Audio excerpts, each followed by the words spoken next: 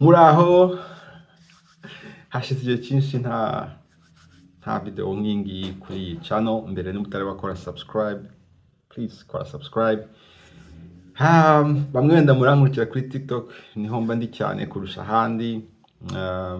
But from now on ngiye gushyira imbaraga dukore content, namwe mukomeze mukore subscribe. Ntabatindiye rero, ndi muri Skopje, Macedonia, ntabwo nkiri mu Rwanda i Kigali. Shima yavuye i Kigali buriya rero byaramunaniye mu diaspora, yaraje biramunanira. Byo nabyo tuzabiganira, nzakora ka video hamaze amezi 6 ngewe mba ndi mu nzira, mba nkurikiye my vision, my mission yo kubaka first of all platform yanjye Terrific, ariko nshaka n'uburyo twahindura the negative image. Ariko from my blood ndi umuntu ukunda gutembera, ndi umuntu uri nomad, ariko none birumvikana ndagomba kubaka platform y'ubukerarugendo nawe utari umukerarugendo. Ariko none nko mu Rwanda, murabizi u Rwanda no kuba kwanda, no kuvuga ngo abanyarwanda geographically ntago dufite igihugu kiri kinini cyane, so nuba ngo tugomba kugenda tugera ahantu hose. So mpamaze hafi cyumweru hano muri Macedonia na ahantu kabisa hari amateka ahambaye, niho twavuga nkaho demokarasi yatangiriye, ndetse Alexander the Great no muntu ahambaye cyane nawe yakomokaga hano. Shima rero ageze hano gute? Ageze hano genze gute? So umwaka ushize muri Terrific, my platform, hari nabonye iposta kuri LinkedIn, mbabwira mujye kuri LinkedIn, y'irushanwa mpuzamahanga rya startup competition ryari kubera muri Albania n'ahandi muri yacht, mu bwato. Byiza cyane. Ntabwo nanabitinzemo, naragenda postira. Nyuma yaho none nagiye kureba ibisabwa, nsanga ino competition bayikoreye abantu bava muri Europe of East, ahondi, the Balkans nuko bahita cyane.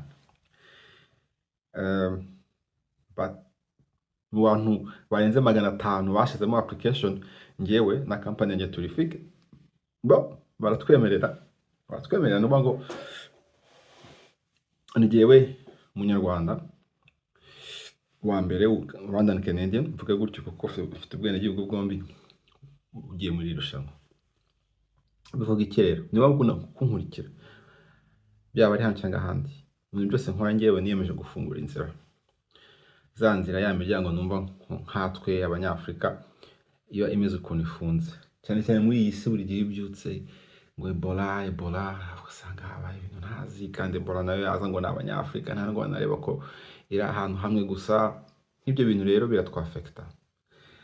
And so muri iyo nzira rero ngo maze igihe ndi muri Albania, muri Vlore, n'ahantu heza cyane h'ubukerarugendo. Twagikoze competition y'ibintu 2. Mukomeze mukurikira, nabwo nzababwira kuko hari ikintu nize ano marushanwa. Hari byinshi ntavuga kuko video bizasohoka, izaba biri kuri channel muri Europe n'ahandi. Yego bari muri Europe muzakurikire. So ino rushanwa riri also filmed, ni nka survivor, nimo muze igihe rushanwa ribera, muze igihe ribaho. It's like a reality TV show meet business accelerator. Ntago biba byoroshye, ntago navuga byinshi kuko ntabwo iyo episode yari yasohoka, ariko nisohoka muzayikurikire. Muri iyo nzira rero company yatangiye iryo rushanwa, baba muri Macedonia, ntabwo ari Macedonia.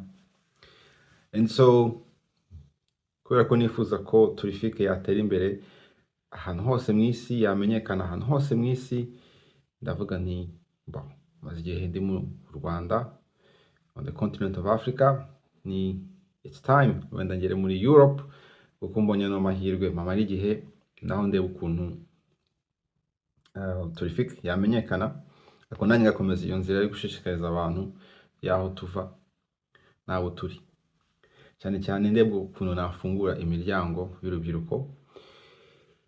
Ndavuga ni wenda ngere muri Europe naho mbe ndi muri Macedonia, mpamara igihe, ariko wenda n'ahandi naho nzahagera perhaps. I Burayi ntabwo ari nko muri Canada aho ntuye isaha imwe iminota 30 ugeze mu kindi gihugu.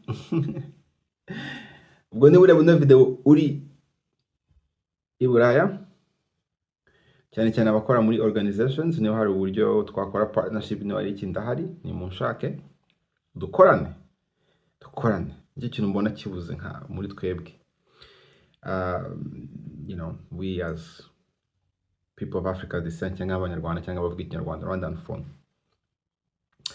Skopje Macedonia rero ni kapitali, ntago harimo abantu benshi basa nkatwe, ariko ni heza, umuco utandukanye no muri Canada ukuntu, kuko abantu bafite a lot of history, ibintu byabo bamaze igihe. Of course Canada ni igihugu gishyashya, you know, and so hari byinshi ngenda mbona hirya no hino. Mukomeze murebe amavideo, ariko nzajya mbaganirize uko mbigenza. Content zanjye zo kuri TikTok ntabwo arizo ziba ziri kuri hano kuri YouTube. Ndumva kunyangeza nka bitandukanye, kuko hari yonda audience iba itari ijana ku ijana, ko muba muri bamwe mukurikira ibintu mu buryo bumwe. So ubwo rero mukomeze mukurikire.